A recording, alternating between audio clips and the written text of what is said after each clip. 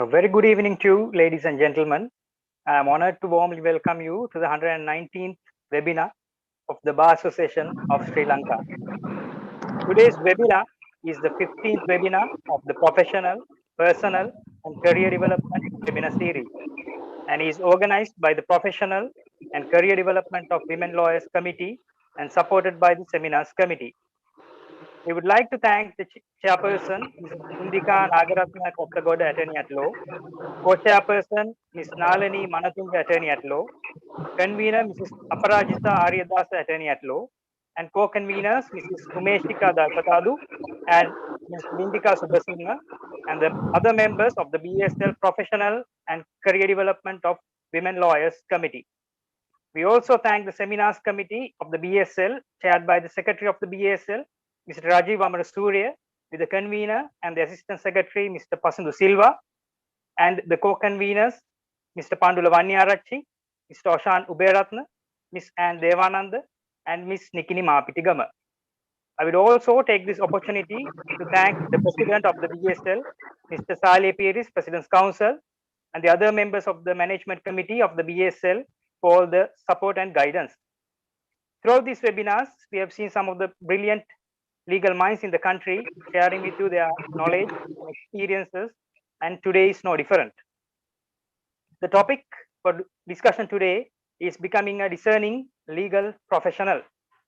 I wish to warmly welcome our distinguished panel for this evening, comprising Mr. Salia Piris, President's Council, Mr. Kalinga Indathissa, President's Council, Mrs. Soumya Amarasekara, President's Council, and our moderator for this evening, Mrs. Jerusha Crosset Tambaya, Attorney at Law.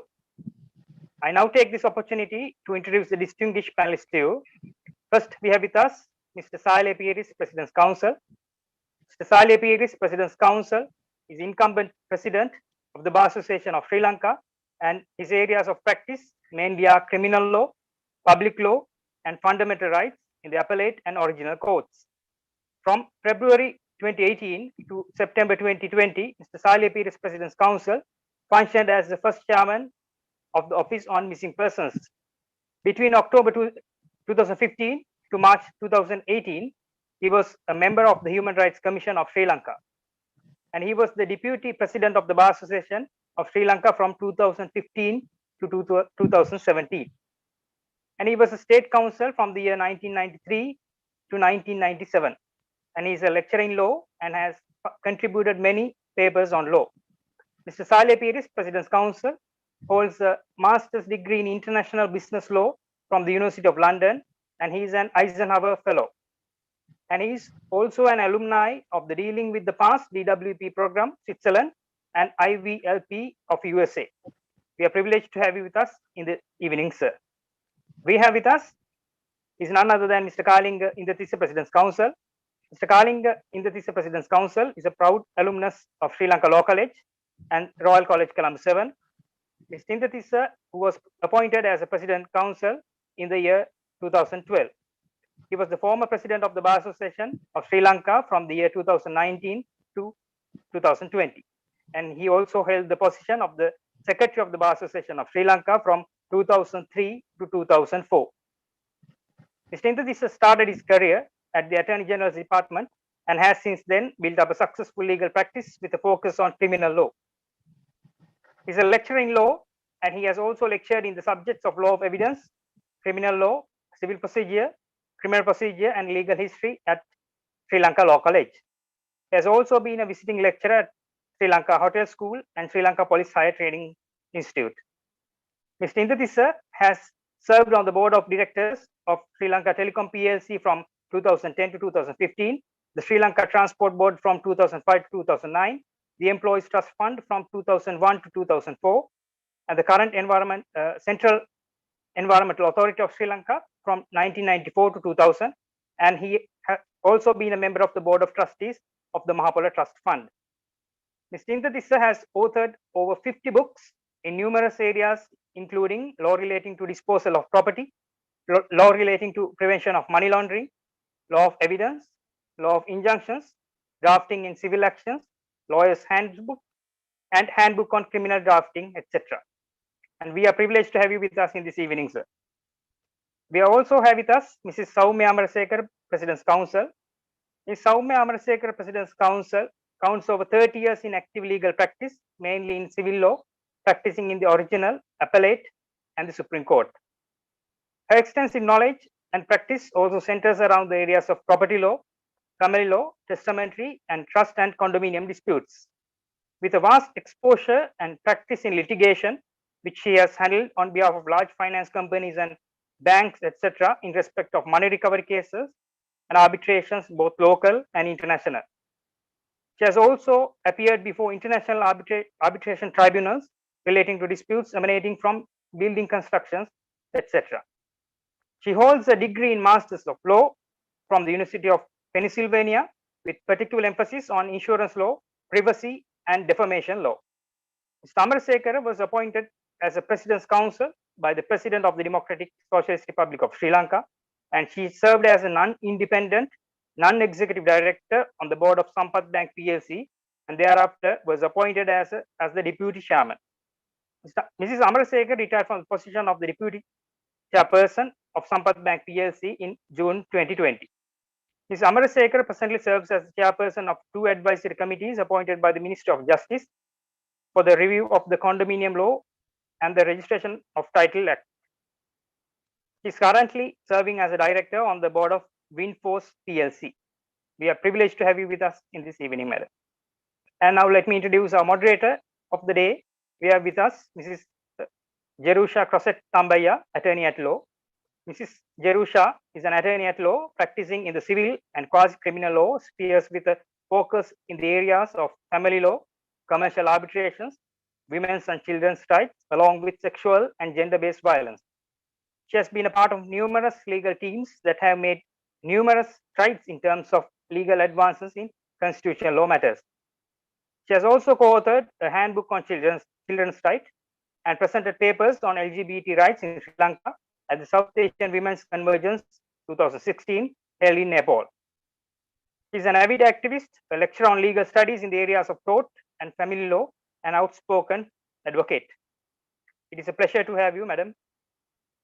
And without any further ado, I now hand over the session to our moderator. I hope you all have an informative session. And if you have any questions, please send them in via Q&A box. Mrs. Jerusha, over to you. Thank you very much, Malik, for all those kind introductions. I'm extremely honored to be the moderator and to be able to pick the brains of 3 very eminent President's Counsels. So without much ado, I will get straight into the questions. Kalinga sir, the first question is for you. The topic today is on being a discerning lawyer or a well-rounded lawyer. And something that everybody accepts is that to be a proficient lawyer, you have to be an effective communicator and present in court in an adequate fashion. So if you can guide us through this, some of the tips, techniques, and things that you can do to be an effective communicator. Thank you very much, Jerusha. Good evening, everyone. I'm very grateful and I'm honored to be in this panel along with our president, Mrs. Salia Piris, and my dear old friend, Mrs. Soumya Amarasekara. On this occasion, you are making an attempt to educate the younger generation of our legal profession. Jerusha, as you rightly said, communication plays a significant role in the life of a lawyer. Now, let me take you through very briefly. The legal profession, unlike many other professions, is placed in a unique situation because the opportunities that are available in the legal profession cannot be measured or limited. When you are called to the bar as an attorney at law, there are so many diversified areas where you can venture into. You can join the official bar, the unofficial bar, you can join the judiciary, function as a legal consultant, or a legal officer in the mercantile sector or the public sector, or then there are other opportunities like getting involved in arbitrations, now commercial arbitrations, negotiations, drafting of instruments, notarial practice, and etc. So unlike any other profession, we are placed in a very unique situation. In the context of the uniqueness of the situation, I would like to address, you quoted, when you are in court, communication plays a significant role. Not only when you are in court, Jerusha. Our profession dates back to 1801. Our forefathers have protected this profession by high ethical standards and also creating the next generations of our profession. That is something that we ought to do. Now, in that context, I must tell you, my words, I am reminded of the words of the late Dr. Colvin Nadi Silva, when he addressed me and our batch when we were called to the bar in 1986. He said, know your judge and know your facts. The law will look after you. What does it mean? You have to understand the judge. In an arbitration, you have to understand the arbitrator. In a negotiation, you have to understand the feelings of the other party. Even to put down a document, to draft a document and make it a contract, you will need the understanding of both parties, and you have to collect your thoughts and draft it in such a manner where both parties don't have any room for interpretation any further. So that gives you communication skills. Now I'll start off. When you walk into court as a lawyer, whether you are a civil practitioner or a criminal practitioner, you might have the opportunity of leading evidence in chief or cross-examination. What is this battle that we go in court? It's a battle between three people. The judge, whom you have to convince with your effective communication skills, and the witness, whom you have to cross-examine or examine with your skills and bring out the best for your client. So communication is not only limited in the context of a practice, but it is also important the way you argue appeals. Even in court, the language that you use, your mannerism, how pleasant you are, whether you get involved in crosstalk with other counsel, whether those are things that you have to collectively take an account before you start doing an appeal or even a case. Now, in the context of arbitrations, in the context of commercial arbitration, which is going to play a very important role in time to come, and also in the context of other negotiations. What is the negotiation? What is the difference between lawyer and non-lawyer? A non-lawyer also can negotiate. A non-lawyer can also talk to parties and try to sort it out. But the legal knowledge that a lawyer has will ensure that he will negotiate in the interest of your client within the legal parameters, within the parameters that is identified by the law. So all of us, what is it that we do? We argue cases for our clients. And when we go to court, communication is a very, very important thing. Now, for example, I have seen many people on television, most of them politicians, they don't know what to talk. They don't collect their thoughts. They don't put their thoughts, what you collect into effective language. So, as a lawyer, number one, you must respect the traditions and the value of the legal profession always. Number two, you must know your law. The basis of your application you must know. You can't be looking for documents and doing half-baked submissions. You have to collect your thoughts. That is the most important thing. One of the things I would like to conclude this session by answering this is now, when you want to make submissions in court, one of the effective communication skills, as I see, is to understand what your opponent is going to say and anticipate that. Now, I see a lot of young lawyers trying to, it's not a first past the post race. You don't have to make submissions first. Especially, I would believe our president, Mr. Piris, would agree, it is also, even in the field of criminal law, if you listen to the other party, 50% of your problems will be sorted out because 50% of the things that you have to tell court may not be necessary. And that is how you assess a case. So in the first round, what I like to say is, communication skills are important not only for practicing lawyers. Communication skills are important to every segment of the legal profession, whether you are a legal officer, a consultant, an arbitrator, or one appearing before an arbitrator, negotiations, sorting out, settlements, contracts, instruments, etc. So that, in my opinion, is something that all of us have to develop. Now, I must say, we were never born as lawyers. None of us were born as lawyers. We came the hard way. That is something that you have to learn. Now, one of the biggest things I want to comment and conclude this answer is, unlike 30 years ago, when Salia, our president, and Mrs. Samarasekara passed out to the bar, today the young children have a habit. They walk into court with your senior, and the moment the senior's case is over, they just walk away. They never sit back and listen to the submissions made by other counsel. I have learned a lot. I'm supposed to be a criminal lawyer. I don't know who branded me that, who was that. Even the person who introduced me said that. But I have learned a lot from watching people in the yesteryears by just following their language. Communication is not something that you are born with. That is some things you have to acquire. And in our profession, the best method to it's not by reading books. You can't teach a person how to communicate by reading books. There are so many books which are big. But if you watch our seniors and follow them, you can at least pick a word which will improve. That is what has happened to us. That is how we acquired knowledge, how to communicate. I hope the answer is enough for this session. Thank you, sir, for that very comprehensive answer. I think the key is to sit back and learn. I think we've also over the years learned a lot from watching different counsels, and I agree with you, sir. Thank you. Thank you for that answer. Salis, sir, the next question is posed to you.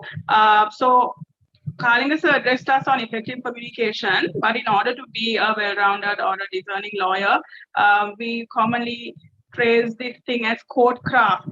It extends beyond just the court premises. It's from from your consultations and beyond.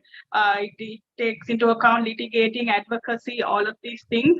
Sir, can you address us a little on this codecraft and how better the young lawyers can sharpen their skills when it comes to this? Thank you, Jerusha, and thank you for the introduction also. So I think codecraft, when we talk of codecraft or advocacy, really this begins from the point when the client comes to meet you. And from the point you have a consultation with the client up to the point of a trial or argument, that is all codecraft. So and advocacy. So there are several skills you need to sharpen and several skills you need to recognize in this regard. So I think one of the most important skills is, among the important skills, is that you have to build trust. You have to build trust between yourself and the court, between yourself and your opposing counsel, your colleagues, and also very important, trust between you and the client. You will be a successful lawyer, as a successful advocate, only if you achieve that. Because you must come to a position where the judge trusts what you say. If the judge doesn't want to, if the judge knows that you're going to mislead the judge, if the judge does not trust you, then you would have lost half the battle. So I think building trust is important. And that is from the point when the client comes into your chamber or into your office. Now, we sometimes hear of instances where clients complain that lawyers do not listen to them. I have had clients coming and saying, we asked, well, didn't you tell the lawyer in the original code something? The client said, well, I tried to explain to the lawyer, but he would not listen or he would not let me talk.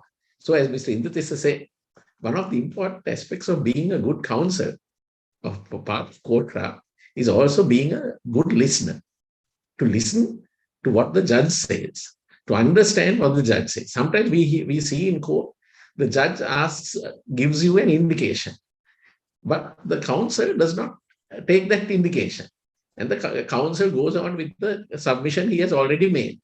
Sometimes you don't need to make all those submissions because the judge is with you and wants a particular point clarified.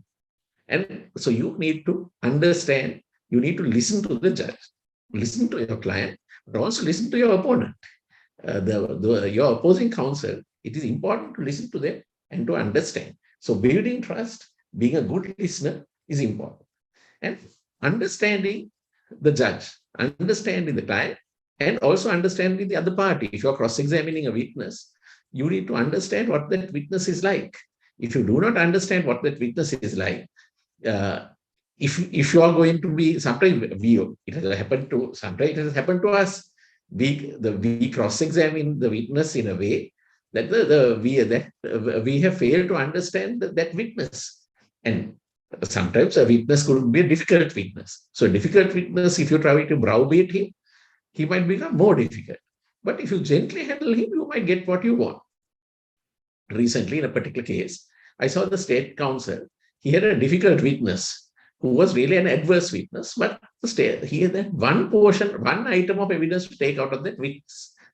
And very quietly, he was a Deputy Solicitor General, he took out that part of the evidence and he sat down. So you have to understand your opponent. Then you also have to be pragmatic and practical. I think one of the most important aspects of being a good advocate or a counsel is being practical and having common sense. Then also you must understand what are the obstacles and what do you want to achieve in a case.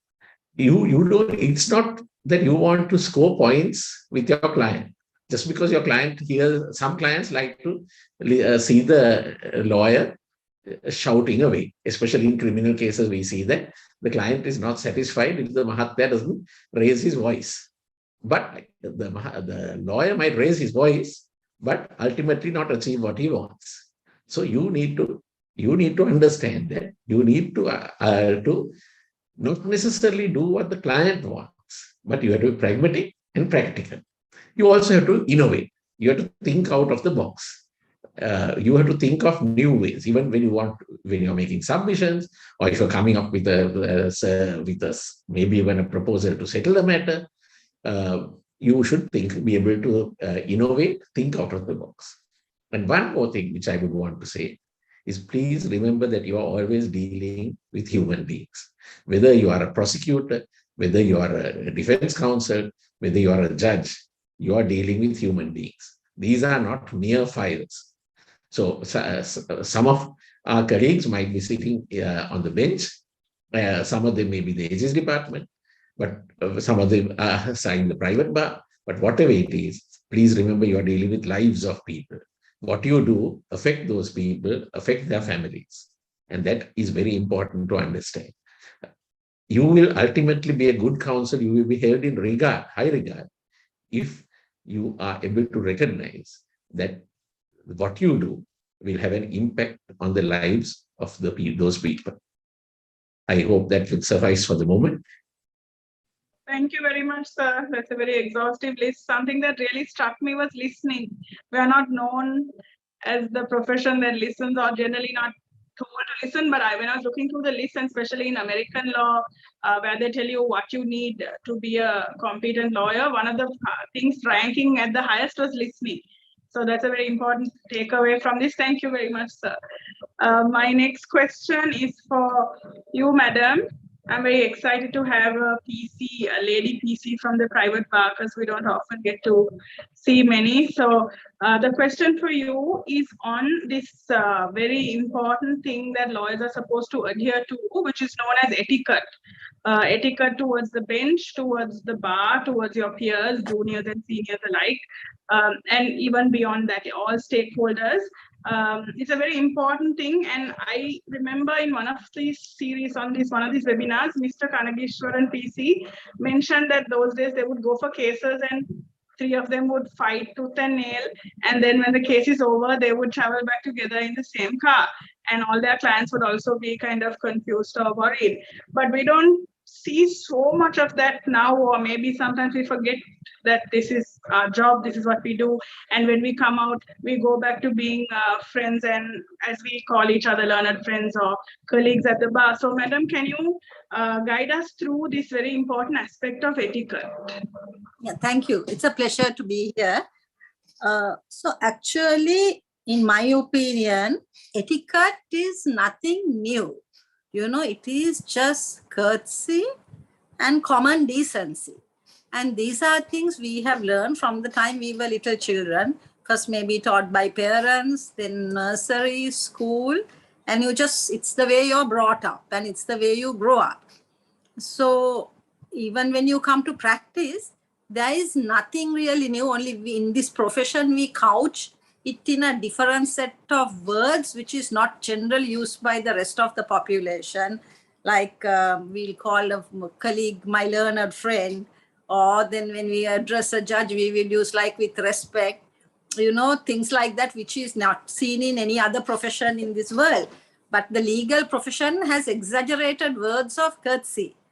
So in my opinion, generally, sometimes people forget that you're dealing with a colleague or fellow professional. So, and just because we are paid by a client and we are presenting a case for the client is not a reason to be rude or crude or discourteous to any person. And what we have to realize is, especially in court, you're being watched by so many others. And the judge is also a very reasonable human being. The same way he judges a case, he also judges you. And there's that famous saying, courtesy begets courtesy. So I have found if you are generally courteous to your colleagues, they return that compliment. I can't even think of one occasion where some lawyer had been rude to me. That is because I, at all times, try to be as courteous as possible. And also, you have to be considerate. And now, if you take a colleague, one thing you must not do is you must not mislead. We come across this situation, you give an undertaking to a colleague in a particular way, but sometimes when a person gets up in court, they go back on their word. So in this profession, your word is very important. And once you give it, you must do your utmost to stand by it. Then with regard to the being courteous to the bench, unfailingly, I think on most of the occasions, lawyers are courteous to the bench. Even though they are not courteous to the clients or to the witnesses, they are generally smart enough to know that they have to be courteous to the judge. But sometimes there are things which we do without realizing it. This was pointed out to us by some senior President's Counsel when we were juniors. Very often people forget and they turn their back to the judge when entering court, leaving court. So you must try to avoid things like that. Or sometimes maybe due to your lack of confidence in yourself, you go right up to the bench and address the judge. One thing I was told at a very young age was, don't move from the bar table. Whatever you have to say from the bar table. Because sometimes when you go towards the judge, it can be even a bit intimidating. You know, it depends on the tone of the voice. And that is another thing, how to moderate your voice. Different people have different styles, different approaches. Some can be intimidating, some can be harsh, some can be soft. So those are individual styles. You can have your own style of advocacy, but that can still be done in a very courteous way and a pleasant way.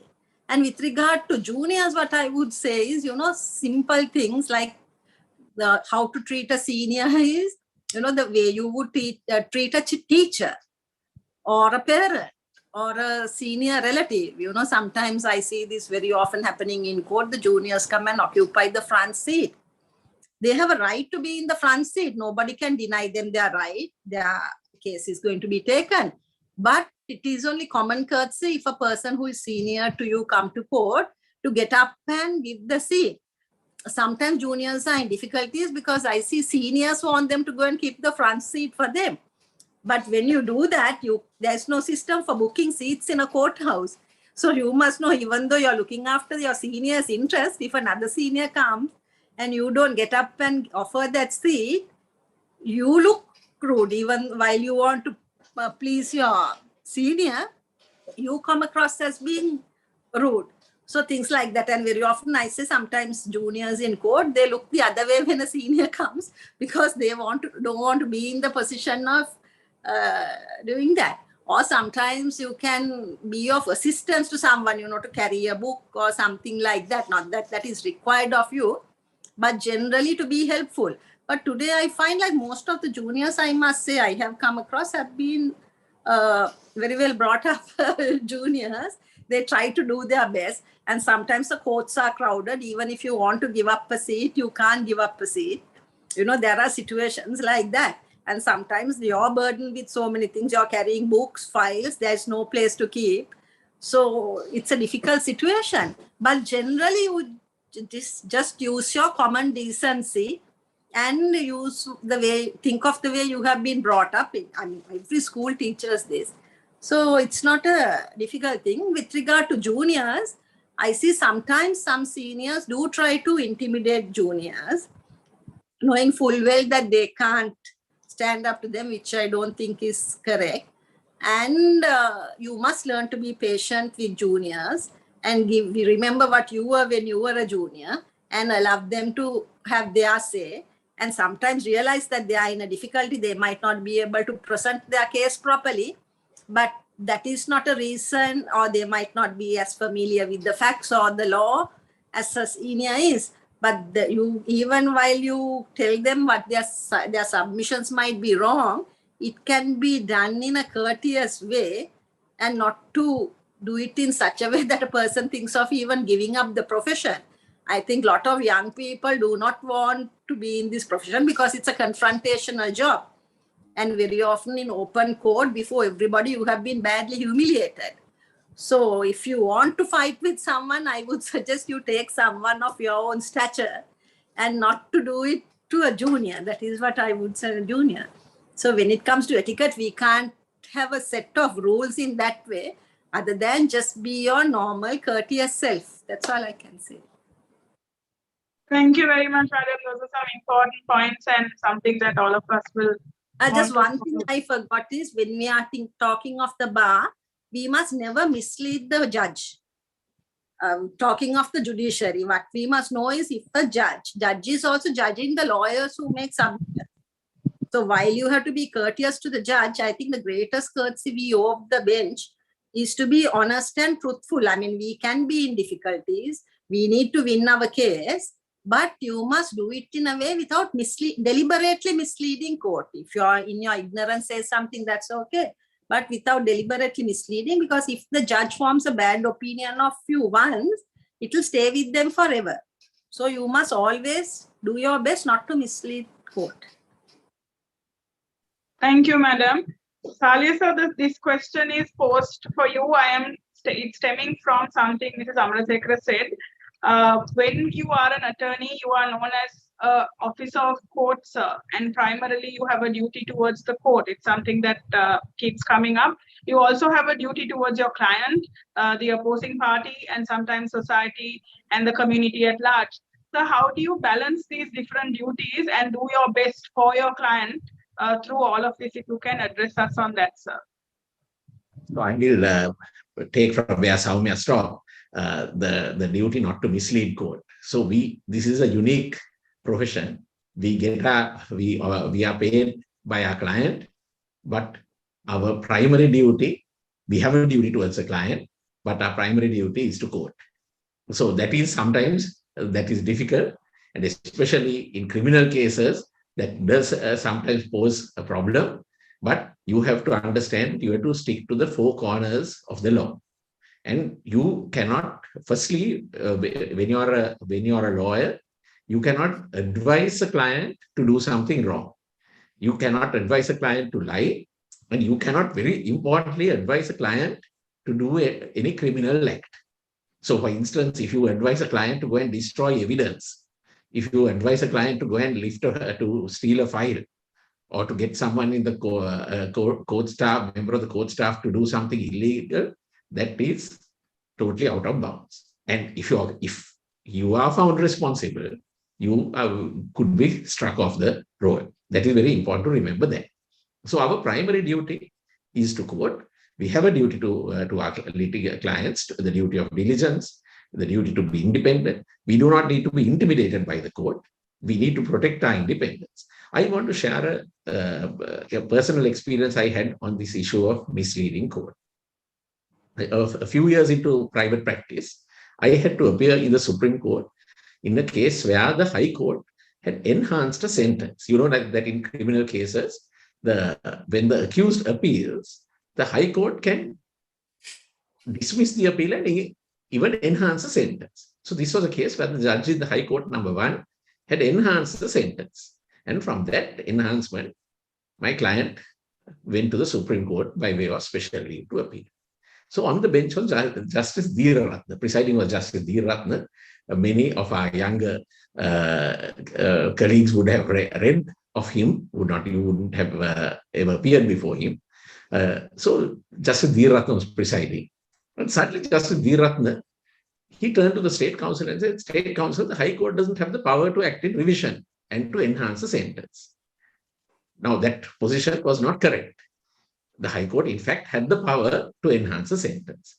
And the State Counsel who appeared, maybe were being reluctant to contradict the Supreme Court judge on the bench, said, "That is so, my lord." Now, that was a fact. That was not correct. That was not the correct legal position. So at that point, I corrected it. And I said, "No, my lord, the High Court, in fact, has the power." Now, that was a submission. For me, it would have been easier if the court took the position the High Court didn't have the power, but that was something which was totally not correct. So I must say, it's not that I thought of this deeply, but instinctively I reacted and said, "No, the correct legal position is this." And so that was against the perceived interests of my client. Now, at that point, Justice Dheeran nodded his head. I made some other submissions, and the strength of my submissions, he issued a stay order. Subsequently, I heard from one of the other judges who was on the bench that I had never known Justice Dheeran at that point, that when the court adjourned, he had said, "Well, that is what we expect from counsel." Now, from then on, for the next 3-4 years, when I appeared before Justice Dheeran, I felt that he was absolutely courteous towards me. And if it was a case which was 50-50, I felt that he would give me a very good hearing. So what I want to say is, you have to be honest to court.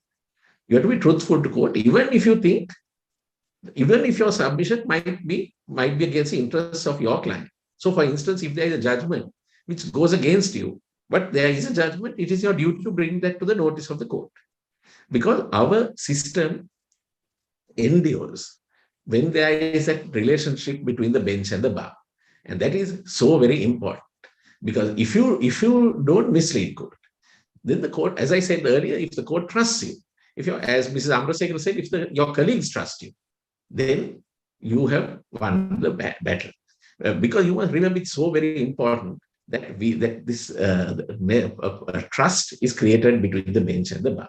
And so it is important as the members of the legal profession that we know that we uphold the interests of justice, the interests of court, against the perceived interests of our client. Our client might perceive his interests in one way, but we have to act within the four corners of the law.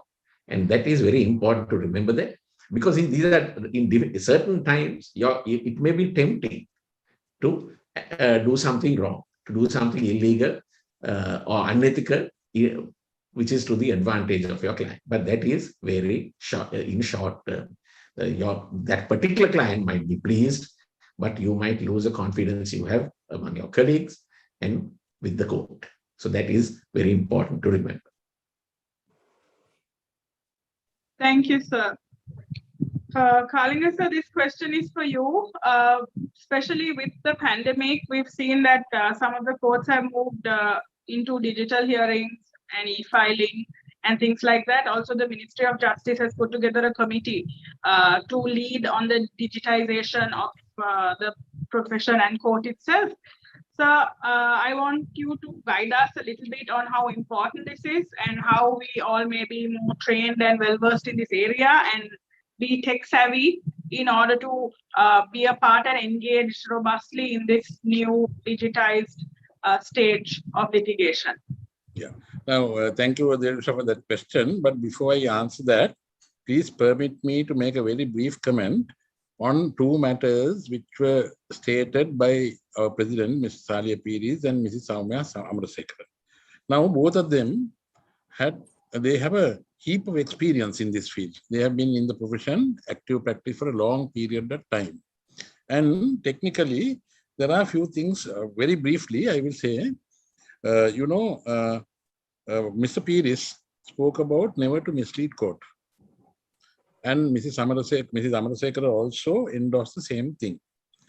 And Mr. Piris quoted a situation of you must never quote a judgment which is overruled or not. I will tell you a small story.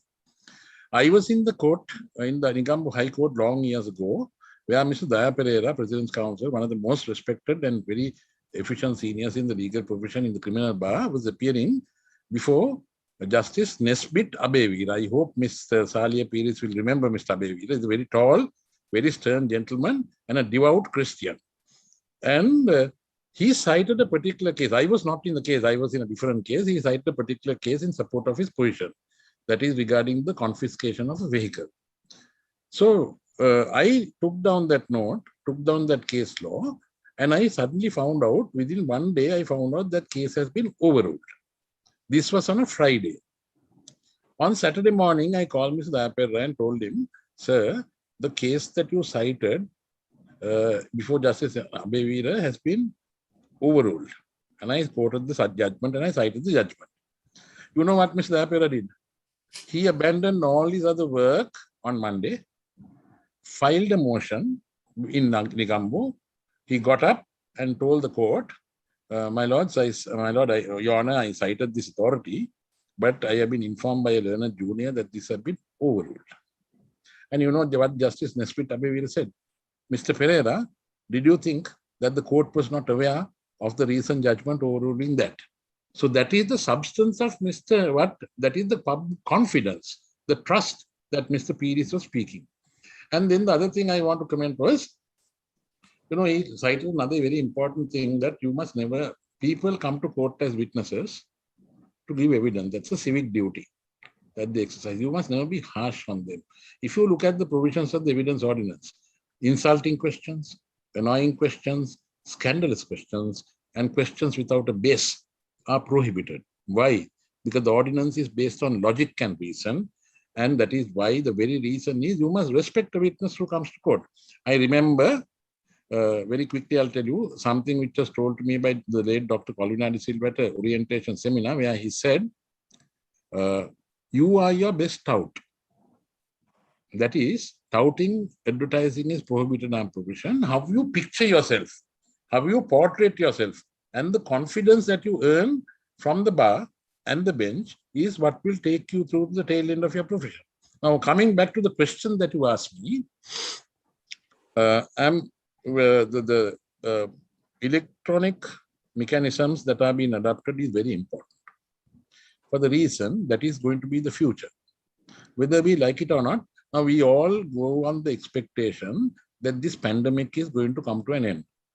And we base ourselves on the statements made by the government every 2 weeks, sometimes which are, most of them are contradictory, saying that the country will be open, this will happen, that will happen. But if you will have to go on the basis that this pandemic will have its impact for many, many months to come, it can have situations which will develop, it can go down, come again, we don't know. We are dealing with a unique situation, an unprecedented situation. In that context, it is extremely important what the Honorable Minister of Justice has taken the initiative, and Mr. Pires, as the President of the Bar Association, also has taken the initiative and taken part of it to get involved in this filing. Because, you know, as lawyers, Jerusha, when we go to court, what happens? You get ready, you go to court.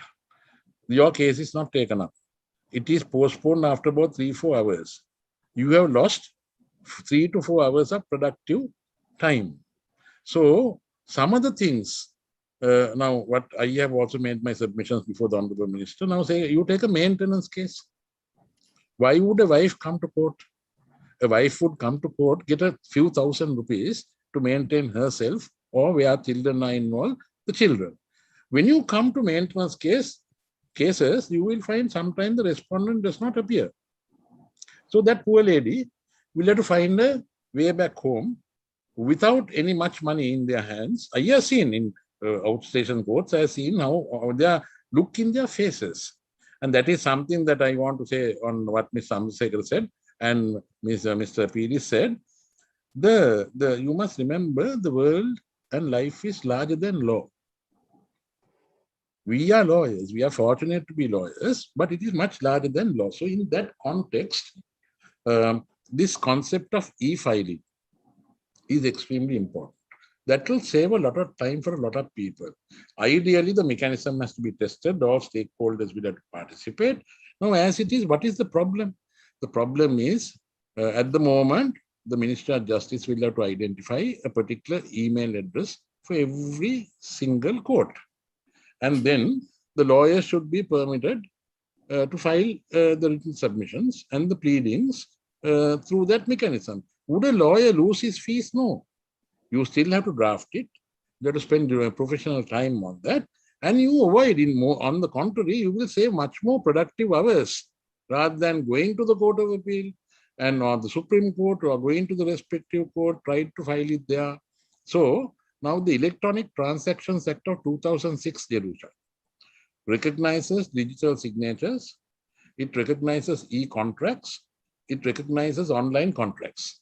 So in that context, that is the future, whether we like it or not, whether we are there or not. The future generations will have to depend on every system because the paper, it's going to be a paperless world. It is going to be a paperless or paper-reduced world. So in that context, we are talking about electronic evidence. We are talking about Act number 14 on 1995. We are talking about the Electronic Transactions Act. So if those pieces of legislation is to be given effect, the legal system also has to change. Now I know when I talk to the older members of the bar or more senior members of the bar, they have a problem. They have a problem in adapting themselves to the progressive development which could take place for the betterment of the profession. To tell you honestly, I wrote my first book on computer crimes in 2002.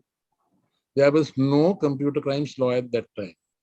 There was only a law dealing with computers was the Electronic Evidence Act, Act number 14 of 1995. A lot of people ask me the question, why are you writing about these things where the law is not there? I said, law is not there, but it will come. The fact remains that computer crimes are taking place. It will be the future. Now, today, look at that. Computer crimes now this pandemic, Jerusha, introduced this new concept of online transactions. When you admit online transaction, there could be a day where Mrs. Samarasekara could be arguing a case in some court where there is a breach of the online transaction. There is a breach of duty or breach of contract. So you will have to identify more simpler mechanism of admissibility of evidence. And also we have to be, it's a question of attitude. The senior members will have to adapt. Otherwise, I have a ready-made solution for that. Some senior members, because of their age and probably because they did not grow up in a tech-savvy environment. Now, I saw my first computer when I joined this department. I had never seen a computer. Then what you do is you retain 2 juniors, 2 or 3 juniors who are computer savvy, who will make life easy for you, who will make life easy for the system, and you get your things done. You don't have to, it's a question of attitude. Sri Lankan people, with all due respect to them, they have a problem with attitude. Sometimes most of them are negative. If you take social media, everything is negative. People talk with negativity. That is not the case. You have to make certain sacrifices for the betterment of the profession that you are in and for the people. You know, it's easy. E-filing, e-written submissions, e-pleadings, everything is on record. Everything is on record. The time of filing is on record. Whether it's prescribed or not is on record. Whether you are filed on time or not is a record. So I think it's a very, very progressive step. It's all what we need is a change of attitude. I'm an old man. I'm older than both of them, I think. I hope so, right? And we have to get used to that. Otherwise, you will get lost in this entire process. Now we are talking about Port City. I am not a politician, none of us are politicians. Whether we like it or not, it's going to come and it's going to create some opportunities for lawyers. May not be litigation in court, like unless some Chinese fellow or somebody kills somebody in Port City, I will not be retained but contracts, instruments, arbitrations, negotiations, we will have to compete and we will have to that unless you are tech savvy and unless you have people around you are tech savvy, it's going to be a problem. So I think the Honorable Minister has made a very progressive step. The statutes are being passed, some have been already passed, discussions are going on. And also, Mr. Pires has played a very progressive role in that entire episode. There are members and representing the Bar Association and the interest of the Bar. I think we must encourage that. There could be difficulties. Everything. A baby doesn't walk the moment you are born. You have to start walking, and there are progressive steps. So everything, you must not look at it from a negative point of view. Say, you can't do this, you can't do this, how can you do this should not be the question. How do we do this is the question. Then it's a collective effort on the part of the bar and the bench. Are you happy with that answer? Very much so, sir. I mean, I'm fully in agreement, sir. During this lockdown, 6 weeks where no one was moving, we saw those days when we think of sexual harassment and rape, and both you and Salia sir do criminal law, you had to meet, or the persons had to be in the same room. But now they're sharing intimate pictures online, threatening people from far away, sir. And we are not equipped even to help these women when it's such a serious case of violence, sir. So even if we are not ready, the world is going in that direction, and we should catch up, because otherwise I think a lot of citizens are going to have. So I'm very, very much in agreement, and we hope you write more books as you go along, so that we can also equip ourselves to meet the kind of crimes and the harassment that's going on in a completely different parallel virtual world. Yes, Jerusha, 1 minute. I will say this. During the entire pandemic period, I've been writing books. There is a book relating to digitalization of the profession, which will come out. And furthermore, I think Mr. Piris also is doing it, and I hope Ms. Amalasekara would do that. You know, now most of the consultations are online, on Zoom. It saves a lot of problems. It saves a lot of problems, and also it saves you a lot of time. I mean, that you have to adapt, I have realized that. And you are free, and then you can continue. So I think the legal profession should set their minds. Whether it's not the pandemic only, Jerusha, whether we like it or not, the world is moving. When the world is moving now, law has become, you know, it's cross-border. Everything, it's universal, basically. You take money laundering, whether it is done here or somewhere else, it's universal. Human trafficking, sexual slavery is coming on. Likewise, you are conversant with that area, right, for sexual gratifications and various things. So now we have to identify the easiest mechanism is this. Of course, we have to have a relook at 14 and 1995 because of the technicalities which are involved in producing evidence. And the most important thing is the law enforcement authorities should be educated on this aspect. Otherwise, they also have the same thing. We can't entertain a complaint. How can you download? How can you use this material? All that. You know, a lot of people think that anything which is published on Facebook cannot be utilized. It can be utilized. It can be utilized. Only mechanism that you have to consider is the proof method.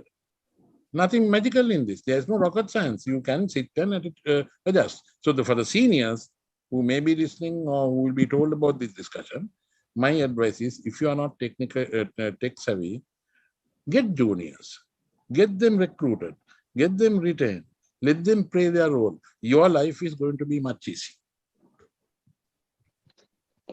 Thank you very much, sir. Thank you very much. Madam, the next question is posed to you. The question is, we've been speaking about certain limited skills that are necessary for a discerning or a rounded practitioner or a lawyer. What other skills, madam, do you see that a lawyer should be trained in order to be able to be seen as a discerning professional or a rounded professional? Okay, I will talk of some of the skills you need. Some can't be trained. Some has to be acquired. I will start by, I noted a few. One is common sense, right? For anything, any lawyer must have a common sense approach.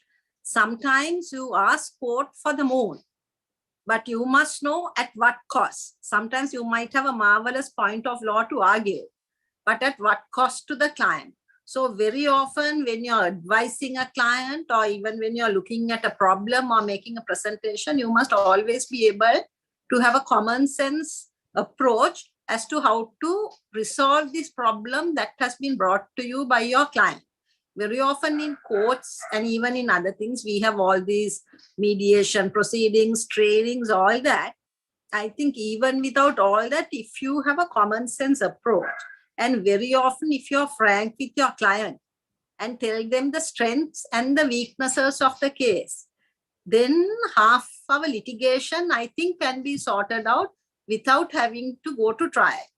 If you tell the client how bad the case is and that it might be better to cut their losses. And if you explain it, take your time and explain it, of course, you might have a loss of income because your litigation will be cut short. But the client will benefit in the long term. So in approaching anything, you must look at a common sense and a practical way of handling the problem before you. It's not a matter of winning or losing a case. It's a matter of giving a solution to your client. Then another one I was thinking was on communication. That's a very important skill in this profession. Mr. Kalinga Indatis mentioned this under his first question. But when I'm talking of communication, we see, I'm talking mainly about Codecraft actually. Very often we find, especially juniors, sometimes they know their subject, but they don't know how to present it. They are scared to take a stand and get themselves heard. So that is something you must cultivate. If you think you have a presentation and if you insist on being heard, the judge will make way for you. But you must learn how, this is not a skill that can be learned, or it can be, it's a skill you can learn, but it's not a thing that someone can teach. So you have to, this is a skill you have to acquire. When you see how the others present, if you think, you must make sure that you are a good communicator. And one thing that is very important to being a communicator is language. Now, I'm really sad to say, you can't blame anyone, but it's the education system in which we were brought up. Most people today either studied in the Sinhalese medium or Tamil medium. And the English that has been taught to us is not sufficient for us to be very proficient in our English. So there are people who might have had distinctions at their O-levels, but still when it comes to standing up in court and making a presentation, they are very knowledgeable, they are very competent, but they suffer due to that language skill. And most of the law books, law reports, those things are in English. And what we have to remember is this profession deals with words. Every word, if we write a letter on behalf of a client, and if a verb is missing or some part is missing, that can give a complete different complexion to the matter you have addressed. You can actually be misrepresenting a fact, or you can be doing an injustice by your client. So in those circumstances, it's very important to acquire language skills. So then this is a skill, I believe, even you can acquire it once you come into profession. And today there are so many electronic teaching systems, all those things. And you can get the assistance. Those days you have to find a good teacher, spend a lot of time. But today I think if you spend an hour or two on your own at home even, and there are free apps, I think, you can acquire that language skill and you can put it to practice. So I think it is more important than acquiring a master's or a PhD or something in the thing, to ensure that you improve your language skill. Because otherwise you will be really limiting yourself to a small clientele or to a particular clientele. I think everybody must dream big and think I can reach the top. There is no client that I cannot access or who can access me, have access to me. So one big drawback I see among some juniors, I mean, not that it was not there in our generation, it is there as well, is the communication skill due to the lack of English. So we must spend a lot of time and energy, I think, to improve that. Then the other one is, as a lawyer, you have to be organized. If you want to do well, whether as a notary, whether as a instructing attorney, whether as a counsel, you have to have yourself properly organized. This is not a job you can do on the run, right? So, and that is, being organized is something that you can't be taught. It depends to some extent on your nature, but that is something you must practice and make an effort to do, and to have your system organized, have your diary organized, so that you can do your best for the client, and you have enough time and attention to pay for your profession. I mean, we are living in society, as Mr. Indatissa said. I mean, this is not the end of the world. You have families, you have other commitments, you have hobbies, you have enjoyments. So all those things you have to factor in. But in addition to that, if you want to do well in your profession, you have to get yourself properly organized. Then another very important thing is preparation for a case. Very often people have just studied their brief in a haphazard manner, or you think you have studied it on the previous occasion and you know it all, and you don't spend enough time preparing for your case. So every time you come for a case, even a junior attorney appearing for a small calling matters, very often, I mean, I feel sorry, I see in courts, some senior has given a brief and said, just ask for a date. And you come, you don't know whether it's a trial or an inquiry, why you want the date, no reasons. You just look up at the judge and expect the judge to do your job for you. And naturally, judges also rush for times and they have no patience to be teaching. So, however junior you are, however pressed you are for time, you must, if you're stepping into a courthouse, you must be prepared. You know, you must know your client, what the issue coming up is, what the matter is, why you're making a particular application. If it's under a particular section, you must at least take the trouble to go through a section and know what this is. Just because a senior gave you the brief and asked you to come, it is not an excuse for you to say, I don't know, my senior sent me.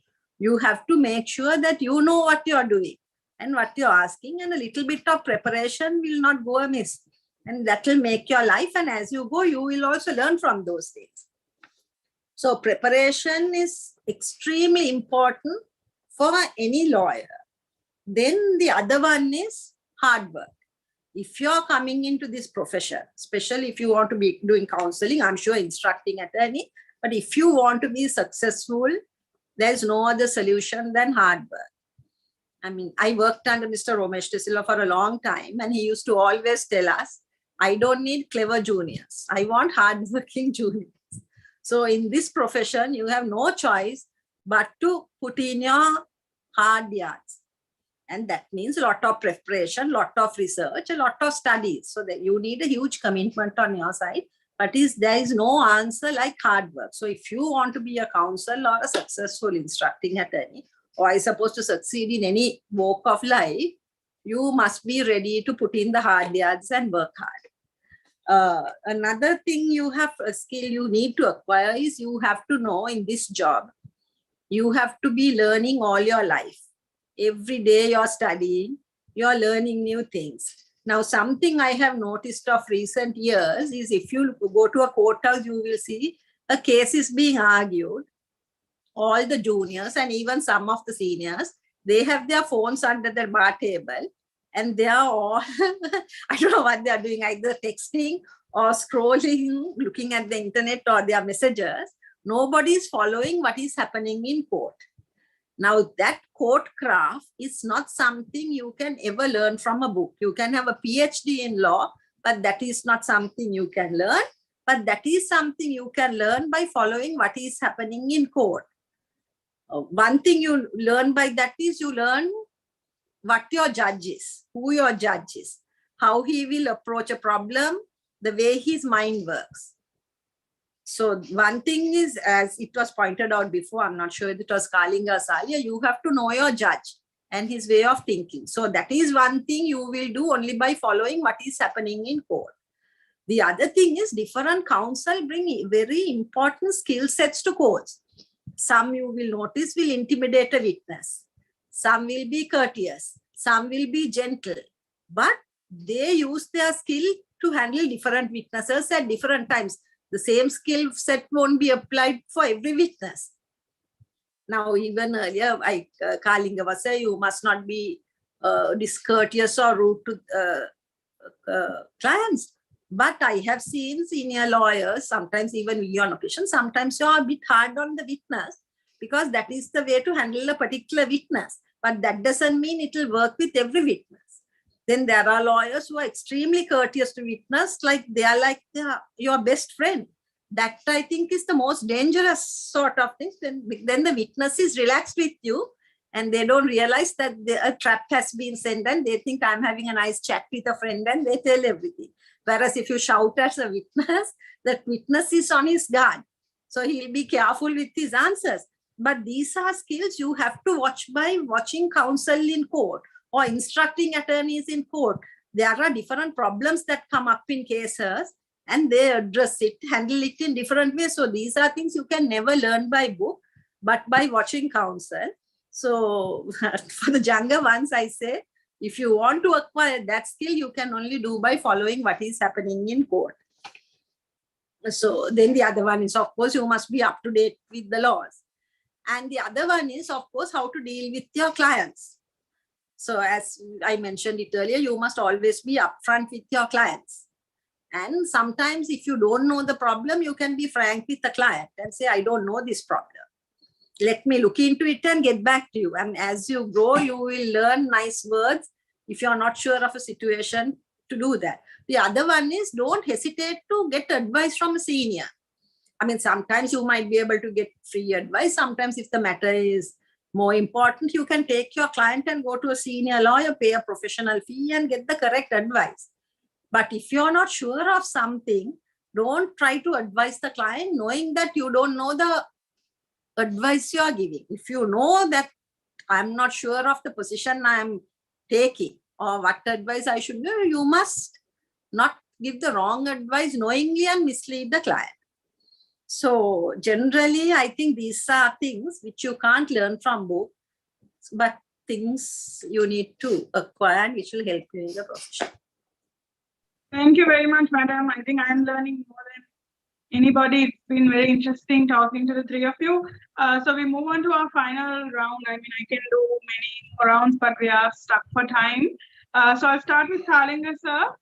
This is a two-pronged question, sir, because under digitization, you already handled about the pandemic and how to handle distance litigating. So this is a two-pronged question, sir. One is on male attire and the rules, just for those who are new to the profession, about a little bit about that. And the second part is something that juniors and junior lawyers entering the profession worry about is two things. One thing is to keep the name of what we do. There is a lot of flack, a lot of jokes at the expense of lawyers, a lot of people calling us different names. But I mean, we get the kind of respect and the kind of sort of authority that we have because it is a very prestigious profession. So I want to know from you, sir, as if a junior is asking you this, what is it that we are called to do to keep the respect, the good name and things in the profession? And number two, aside from attire, and number two, if they're worried about an area, how to choose an area or how to pursue a certain area, what advice would you have for them early on? So I think you're on mute.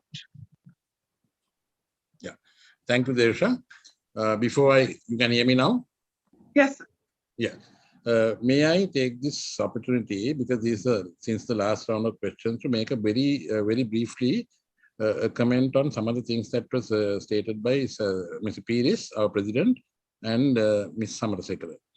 Now, that is, I have known Ms. Soumya Amarasekara from the time she was at the law college. She was my contemporary.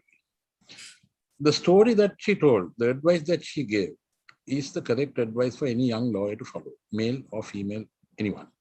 That is, in my profession, there are three things that a junior should always remember. I always tell them to follow 3 Ds: discipline, determination, and dedication.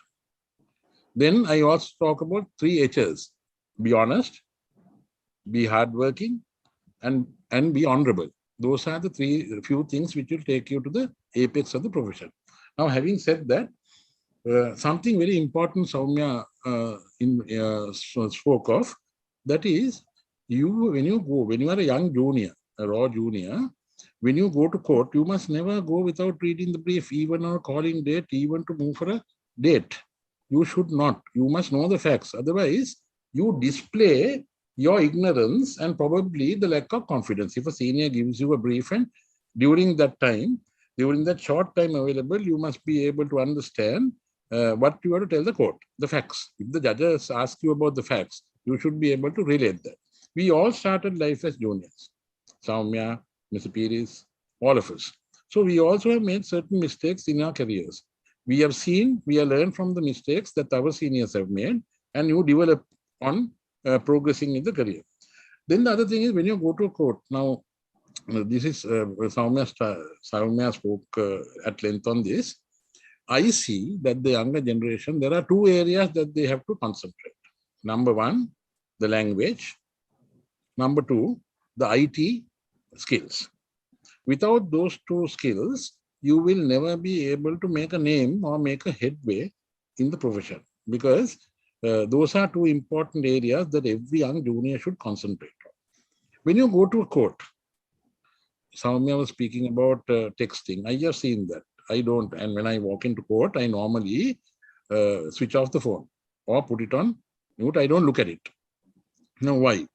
Every word, you may not be in a particular case. Every time Mr. Faiz Mustafa, Mr. Ramesh Silla, Mr. Kanagiswaran, when they speak in court, even in respect of their cases, you can at least pick up a word. We do. It is a never-ending learning process. So in that context, when you walk into court, especially the young junior should remember, you must never consider yourself as God's gift to mankind or God, right? When you go before a judge who is not conversant in the Sinhala language and you start making submissions in Sinhala, you have a problem. You may go before a judge who is not that conversant in the English language, you go before him and start talking in English. You have a problem. So every time you go to a court, you talk to the local practitioners and see, how is this judge? Does he want long submissions, short submissions, English or Sinhala? Those are little elementary things. Rather than texting from your phone, you can find out within no time. That is one. Now, what is your first question that you posed to me? So I'll make it simple. So on male attire, and number two, on what the role of a lawyer is, because there's a lot of times that we are misunderstood and things like that. If a junior wants to know what is the role, what is it that we are supposed to bring to the on the attire, whether I have never had any reservations about the attire, because I find that with the changing time, you might have to change. But that is a collective decision which has to be taken by all stakeholders, keeping the dignity and the respect of the profession. You cannot put the profession in a vulnerable place, whether you are going to wear suits or saris or the approved attire in terms of the gazettes. The respect and the dignity has to be kept. That is the most important thing. So a collective decision will have to be taken with the involvement of the Bar Association so that we can proceed with the changes which are necessary. Now, I must tell one thing. Male attire. You walk into some courts, you will see your answer to your question will be reflected there. You must be, when I was in the Attorney General's Department, I don't have any problem in saying this. I had only 2 white shirts. That's all I could afford. But the attire that you wear, as I said before, should keep the dignity of the profession. You don't go to a police station in slippers. You don't go to a police station in shabbily dressed. No. Even if you go to a police station, you go as a lawyer representing the legal profession. You have to go properly attired. You don't have to go in a coat, but at least a tie or smartly dressed. You can't go in jeans and collarless t-shirts or t-shirts. No, it's not right. Then the respect that the police will also develop towards will be more. That is one of the things I want to say. I know of a case where 2 young lawyers, they were defending a client in a heavily contested case, maintenance, divorce and everything. They got a call early hours in the morning at about 1 o'clock saying that the husband is abusing the wife. These 2 young lawyers, in their shorts, they went to the house of the client, their client, and they were assaulted.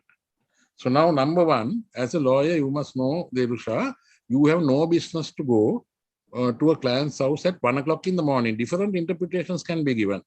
As lawyers, we must be extremely careful.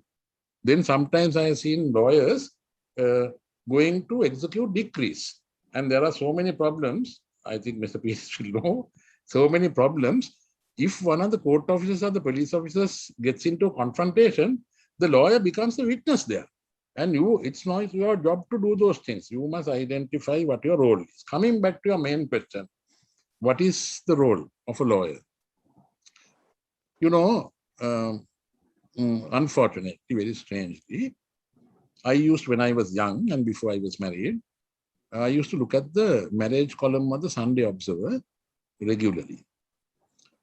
And when I looked at that, I found that all intended mother-in-laws and father-in-laws, they ask for doctors, accountants, no one asks for lawyers. There is a reason. That is because that reason probably maybe they have a problem with the lawyers. It's not anymore now. But the question is, what is our role as a lawyer? As Mr. Pires said, we are officers of court. We have to live with dignity. The role of a lawyer is not seen by the client who pays the fees. There are different types of clients. So there are some clients who would think the moment I pay the fee, I can get anything done from this lawyer. You must never be a lawyer like that, and you must never permit a client to develop that thinking.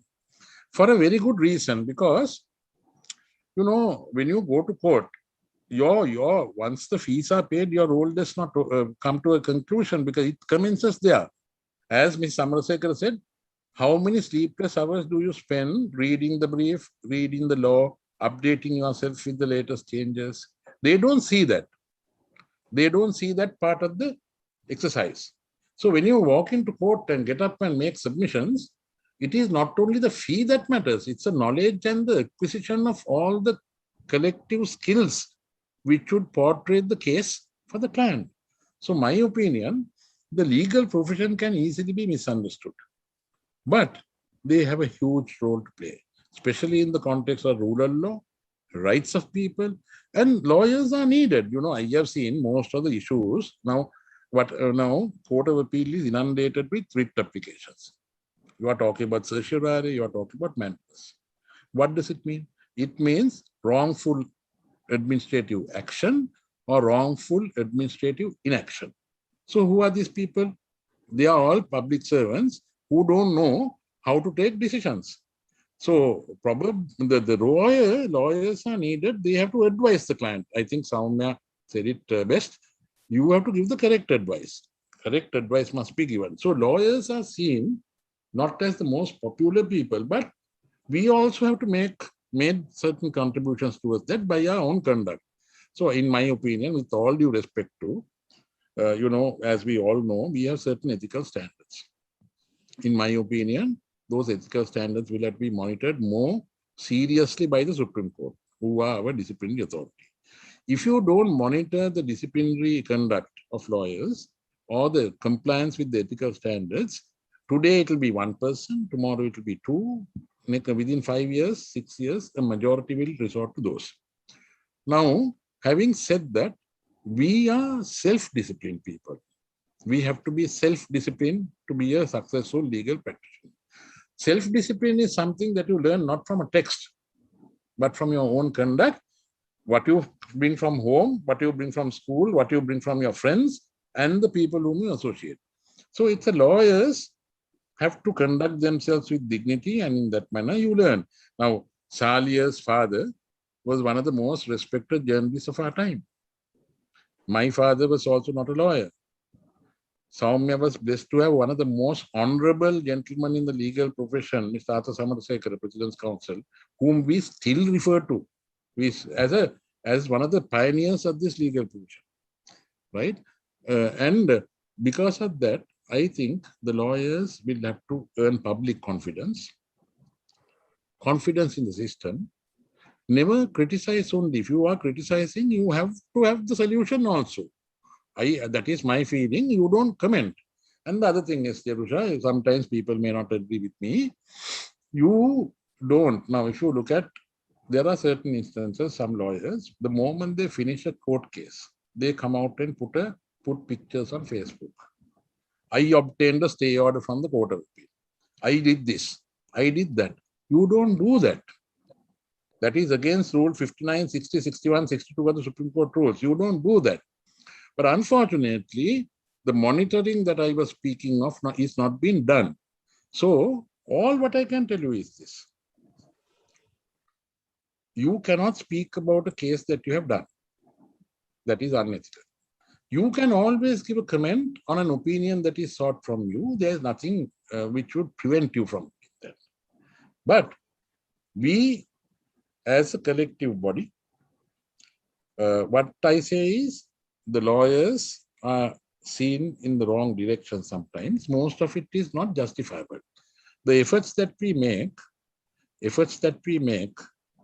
the majority makes to keep this profession and to protect the rights of people can be upset by a few people. In every profession, you have a few people, and that upsets the whole profession.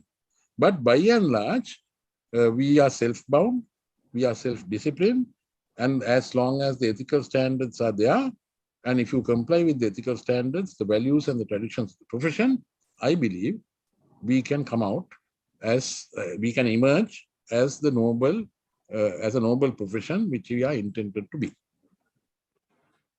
Is that all right? Thank you very much, sir. Thank you very much for those words. Talia, sir, my question to you next, it is a continuation of something Kalinga sir was talking about, sir. In law college, we learned this subject called ethics. And there's a lot of talk around it sometimes that we are negligent of that kind of thing. So can you advise us and run us through something, some best practices in terms of ethics and integrity? And there was a question also, I'll add that to this. The person wanted to know, so if the judge is wrong, if he is wrong and going on a tangent, is it then appropriate for us to, he has used the word argue with the judge, but is it okay then to speak back and things like that? So that's the second question. The first question is on ethics and integrity, sir. I will not go into the different aspects of ethics which are found in the Supreme Court rules. But let me say this, that as lawyers, we are expected to maintain a higher standard of conduct, not only in our professional lives, but also in our personal lives. So if you look at the rules 59, 60, 61, it talks of that the ethics are not exhaustive. And Rule 60 says an attorney at law must not conduct himself in any manner which would be reasonably disregarded, disgraceful, or dishonorable by attorneys at law of good repute and competency. And 61 says an attorney at law shall not conduct himself in any manner unworthy of an attorney. So apart from all the specific rules, there are the general rules which call upon all of us to maintain a high standard of conduct. And that is part of, so how we conduct ourselves both within and outside court is important. Ultimately, in the long term, you earn respect by your ethical conduct. So remember, you will ultimately be judged not by your car, not by the watch you have, not by your wealth, but by the values and principles which you uphold. And your clients will ultimately remember you for those values. Very few clients will remember that the car in which you travel or of the wealth you have. And that is not what you would be remembered for. So that is very important. And as lawyers, it is also our duty to assist us to support our colleagues. As you grow senior, it is important that you support the juniors in the profession. And it is very important to remember that, because our profession thrives on the support seniors give to juniors. And it is very important to remember that. So also, I want to say this about charging fees. Charging fees, having a good income is important. But remember, that is not the be-all and the end-all of the profession. And I want to say this because sometimes, due to so many pressures which are there in society, you are tempted at the outset of your career to try to earn as much as possible because you have a lot of commitments. So you need to manage those commitments. You need to manage them in such a way that you are not tempted to get involved in unethical practices. So you have heard of the Aesop's fables. There is a story of the man who kills the goose that lays the golden egg. So in the legal profession also, you must not be like that man who kills the goose that lays the golden egg. The first client who comes to you, you should not try to earn your month's income or your annual income from that man. This is very important, because you must understand even the fees you charge have to be conscionable, where people can afford. And unconscionable fees will in the long term defeat your goals. So that is very important to remember that.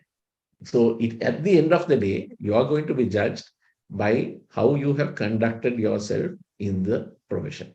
This is not a 2020 match. It is a test match, right? It is so very important to remember that it is in the long term that you have to create a reputation for yourselves.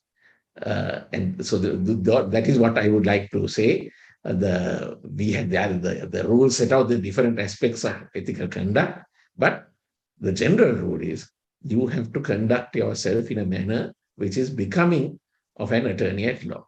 Remember that the legal profession, the judiciary, is also grounded in the Western culture. It is grounded in the priesthood, right? That is why even the robes of the judges are designed as such, right? So what you are expected, that it is your role as a lawyer is a sacred trust, and you have to perform that trust with responsibility. So the second question on arguing with the judge, well, first one thing is, once an order is given, however much we disagree with the order, we thank them, we thank the judge, we bow and sit down. We don't go arguing with the judge once an order is given. Of course, before the order is given, the judge might ask you questions, but of course, at all times, you have to be respectful. Right? That is one thing you have to remember. You have to at all times be respectful, but you do not need to bow down and accept everything which a judge tells you. You can respectfully disagree. You can very respectfully disagree. Of course, once again, you have to understand the judge, but sometimes you might even say, that is so, my lord. Your lordship is correct, but there is this aspect. And maybe that your lordship should look at this. So very politely, you can nudge the judge to think of a different viewpoint. Another way is you might say, sometimes you find the judge suddenly coming onto the bench, and it seems that the judge has already decided on your case before even you have been heard. So you might then say, I'm sure that your lordship will have an open mind. But you might know that he's not having an open mind, but you still say, I'm sure your lordship will decide this with an open mind. And even the most difficult judges sometimes turn. That is why Justice Amarasinghe, in the famous Amunugama versus Krujayasure case, he says, what is the importance of a hearing? When people are heard, they change. Views which were thought could never be changed are changed by submissions. And that is the skill of an advocate. That is the skill of advocacy, the skills of persuasion. And that is something you will develop with experience and, of course, with the natural skills you have. And by listening to others, those skills could be acquired. Thank you very much, sir. I think the take home is that it's a test match and not a 2020. A lot of young lawyers worry about advertising and how will people know about us and how can we find clients and things like that. It's always worked well with word of mouth and trust and things like that. So thank you, sir. My final question is to you, madam. The question is on female lawyers. We don't see a lot of women in the practice, even though a lot of them pass out each year from different schools of law. So I want to ask you about your journey, your experiences, any challenges that you may have faced, and any advice you have for women who are reluctant to come forward and practice, or anything that will help them and the system to better enable them to join the practice, to increase the numbers, from your point of view. Actually, I think the numbers of female attorneys are quite high at the moment. I think there are more female attorneys passing out than male, if I'm not mistaken. So even during our time, it's 50-50. But what happens is once you come into the profession, the career path you choose. So I find law is like a very versatile profession. if you have a law degree, you can go into so many different fields. So actually, I think the shortage of females is when it comes to counseling. I think large number of instructing attorneys today are females. Then if you look at the private sector, most of the legal officers positions are filled in by female. But when it comes to counseling, I think the problem is the time factor and the sets of skills that are needed. Because counseling, I find, is very confrontational.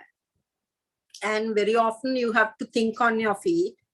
And especially if you're a junior, these confrontational things can be very intimidating.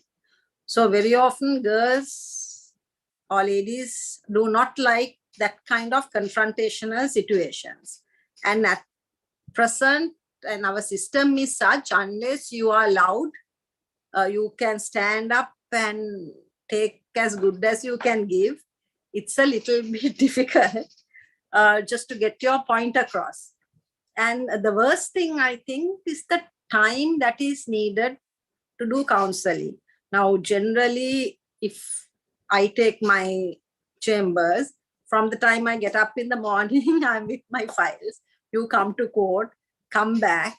Then you have to, in between all these things, you have to attend to your children, your husband, your relations, your household chores. It's how you manage all that.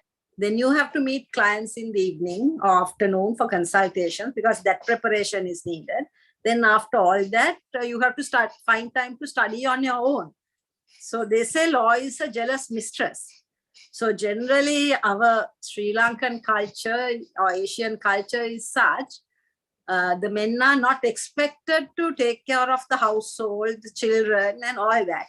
But as a female, even if you're a professional, those are considered as your responsibilities.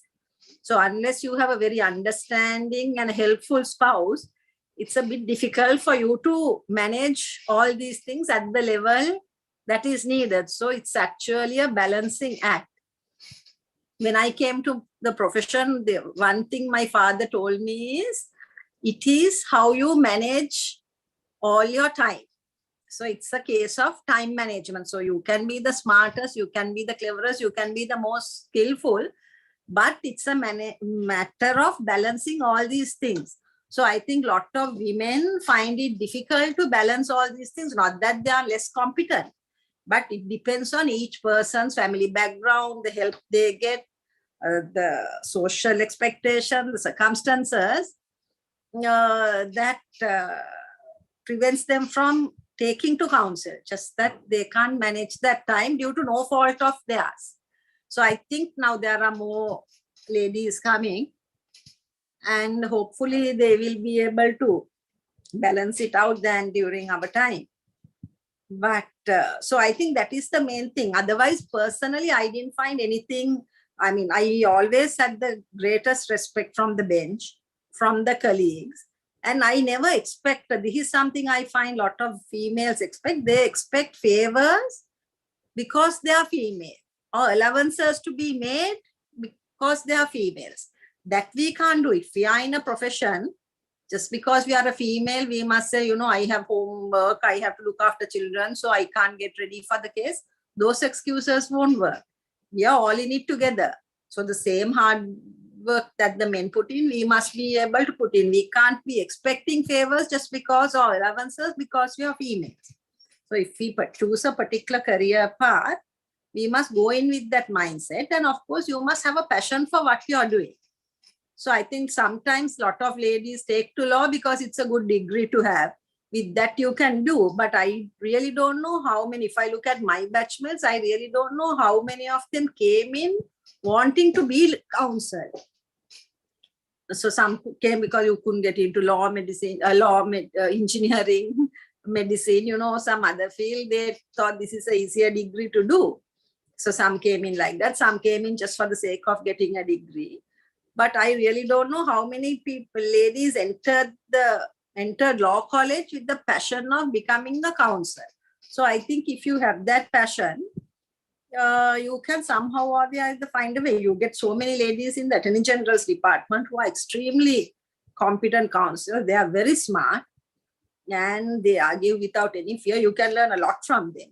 And they seem to be managing. Of course, it's a little bit different when it comes to the private practice because you're getting experience at the expense of your client. Whereas in the if in the Attorney General's department, the state is your client and there's no end to the work. Here, if you make in the private bar, if you make a mistake, that client will never come back to you again. So it's difficult. In the private bar, you have to build up your practice, and that's the thing you build on a day-to-day basis, and you do it at the expense of your client. So in the private bar, you can't make mistakes because that's the end of your career, or at least there's less room for mistakes. So those are the things I think generally that holds the ladies back. Otherwise, if you can find a way to manage all these things, basically you have to prioritize what is important and see how you can go with it. Otherwise, there is no problem. You get a marvelous hearing. Most of the male counsel are extremely nice. They are helpful. They don't treat you any differently if they think you're competent. So there is no reason for ladies not to practice as counsel if they so wish. Otherwise, there are very competent instructing attorneys who are smarter than some of the counsel appearing. They give their clients valuable service. And that's another field where the hours are a little bit easier than counseling. So there's nothing to hold back any lady, I think. Thank you very much, Madam. You're right. There's a lot at the public, by the AG's department. There's a lot of them doing soliciting or solicitors work or instructing, but very few in the practice. In the interest of time, if I can ask, and I'm asking because this is something that comes up all the time, Mr. Pires and Mr. Indati sir, in one line, you all are both girl dads, and I think each of you have one attorney already in the families, and we see very few of them becoming counsels. So I just want to ask in one line, as those who have headed the private bar, what can the BSL or the bar do to help women come forward and actually get into counseling as well? We saw that one of the former ministers asked for a breastfeeding area, and the Ministry of Justice and the Minister of Justice provided it within a week, and things like that, which I can also vouch for will help a lot, because we come back to work and we don't have sometimes space for feeding and things like that. So just in one line, I will start with you, Kalinga sir, and then Salia sir, just one line, what can be done to assist and to sort of incentivize women to come forward and counsel?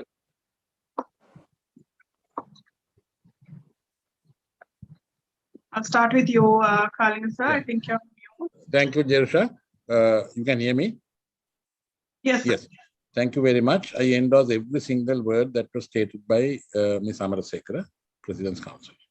We must encourage more and more women to come into practice, select the area of practice, and also then go into different areas of the law.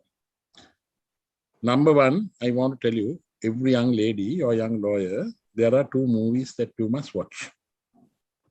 You must read the book of John Grisham, Pelican Brief, and watch the movie where Julia Roberts plays the role of a very, very smart young lady. I watched it many years ago, and as a teacher of law, it was my dream to produce that lady in Sri Lanka. Secondly, all ladies must take a cue by watching the film called In the Name of the Father, which is based, Daniel Day-Lewis and Emma Thompson, which is based on the Guildford 4 case in England. The Guildford 4 bombings in England, where injustice caused to several prisoners from Ireland was sorted out by a very young lady, Gareth Pierce, solicitor. That is a very encouraging story for the young ladies if they really want to do. What I can tell you is this. I endorse every word, as I said before, of Ms. Amarasekara. You have to select your line, whether you are a male or not, or female, you have to select your line. All young ladies, select your line, identify your strong points, identify and capitalize on that, identify your weak points and improve on that, And there will be more and more people who will be dealing with advocacy and counseling. I wish every one of them success, and the bar will always provide them with questions, with assistance, answers, and probably training programs. That is something that we can do. I'm sure Mr. Pires will also be helpful. He has been a teacher himself for generations of law students. So therefore, that is something we can always look at. That is what I have to say. Thank you, sir. Salih, sir, over to you.